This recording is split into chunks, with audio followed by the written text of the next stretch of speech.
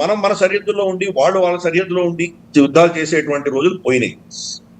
మనం ఆల్రెడీ ముందుగానే రాబోయే 25 సంవత్సరాల తర్వాత మనకి యుద్ధం వస్తుంది అని అనుకున్నప్పుడు ఇప్పటి నుంచే మనం వాళ్ళ దేశంలోనే అసెట్స్ పెట్టుకునేటువంటి ఒక ప్రోటోకాల్స్ వచ్చేసినాయి. ఆబ్వియస్ గా ఇప్పుడు వాళ్ళకు ఇరాన్ ఇంతకాలం చేసింది అదే కదా. ఇజ్రాయెల్ అసెట్స్ ఉన్నాయి, ఇజ్రాయెల్ కొట్టింది బానే ఉంది. కానీ ఇంతవరకు హమాస్ కావచ్చు, హౌతీలు కావచ్చు, మనకి హిజ్బుల్లా కావచ్చు, ఇంత శక్తులు ఇజ్రాయెల్ ని ఇన్ని దశకాలుగా వాళ్ళని ఆపగలిగారంటే కనుక అదంతా ఎవరు తయారు చేశారు? ఇరానే తయారు చేసింది. వాళ్ళకి శక్తినిచ్చి వాళ్ళకు వేల సంఖ్యలో, మనకు హిజ్బుల్లా దగ్గర 150,000 మిసైల్స్, 150,000 మిసైల్స్, వాడు 10,000 మిసైల్స్ ఒకసారి కొట్టి ఏ ఐరన్ డోము, ఏ డేవిడ్ స్లింగ్ తట్టుకోగలదు? అందుకని ఇజ్రాయెల్ కూడా ఏం చేసిందంటే ఒక బఫర్ జోన్ క్రియేట్ చేసుకున్నారు. ఒక 5-6 కిలోమీటర్ బఫర్ జోన్ క్రియేట్ చేసి అక్కడ ఉన్న టనల్స్ అన్ని కొట్టేసి ఇవన్నీ చేశారు. ఇవన్నీ కూడా ఏంటంటే టెంపరీగా మీరు పోస్ట్ పోన్ చేయొచ్చు. మీ మీద రాబోతున్నటువంటి విపత్కర పరిస్థితులను కొంత 2-3 సంవత్సరాలు. ఒక మౌలికమైన సందేహం సార్, ఒక్కసారి మనం ఒకసారి కంపారిజన్ తీసుకొస్తున్నా. ఉక్రెయిన్కి రష్యాకి మధ్య ఉన్న దూరం అంటే వాడు లాస్ట్ బేస్ని కొట్టిన దూరం 4,000 కిలోమీటర్లు. అది స్ట్రాటజికల్గా వాళ్ళు అక్కడికి ఎవరు రారనుకొని వాళ్ళ డిఫెన్స్ వ్యవస్థలన్నీ అక్కడ ఏర్పాటు చేసుకుంటే దాన్ని కొట్టేశాడు ఉక్రెయిన్. ఇప్పుడు ఇరాన్కిను ఇజ్రాయెల్కి ఉన్న దూరం 2,100 కిలోమీటర్లు. వాడు ఉక్రెయిన్ అత్యాధునికమైన వెపనరీతోటి దిగాడు. సరే, వాడు వార్ స్ట్రాటజీ వేసుకున్నాడు, 1.5 పాటు స్పైయింగ్ అంతా నడిపించాడు. వీళ్ళ దగ్గరకు వచ్చేప్పటికీ ఇప్పుడు ఇందాక మీరు అన్నారు ఇజ్రాయెల్ ఉన్నవన్నీ వాడేస్తోంది. తీరా అవసరం వచ్చే సమయానికి వాడేమో దాచుకున్నాడు, భూమిలో దాచుకున్నాడు, లేకపోతే ఇంకెక్కడో దాచుకున్నాడు. మొత్తానికి వాడు విజినిటీలో పెట్టుకున్నాడు ఇరాన్ వాడు. అవసరం వచ్చే సమయానికి ఇజ్రాయెల్కి శక్తి లేకుండా పోతే it will be the last battle for Israel. ప్రపంచ పటంలోకి ఇజ్రాయెల్ ఉండకపోవచ్చేమో, ఒకవేళ అదే జరిగితే.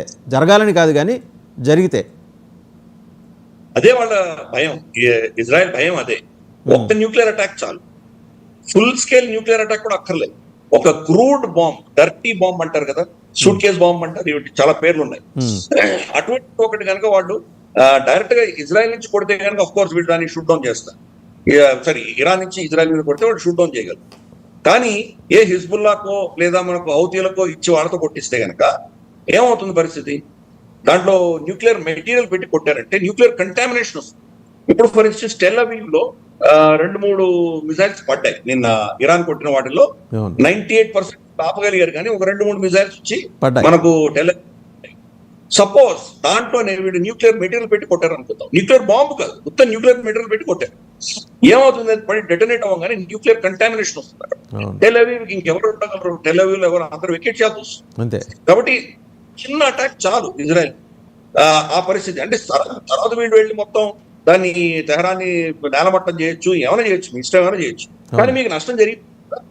కాబట్టి ఈ యొక్క ప్రమాదం అన్నది ఇజ్రాయెల్ మీద కొంచెం ఉంది. అందుకనే వాళ్ళు ప్రియంప్టివ్ గా ఈ యాక్షన్ తీసుకునే ప్రయత్నం చేస్తున్నారు.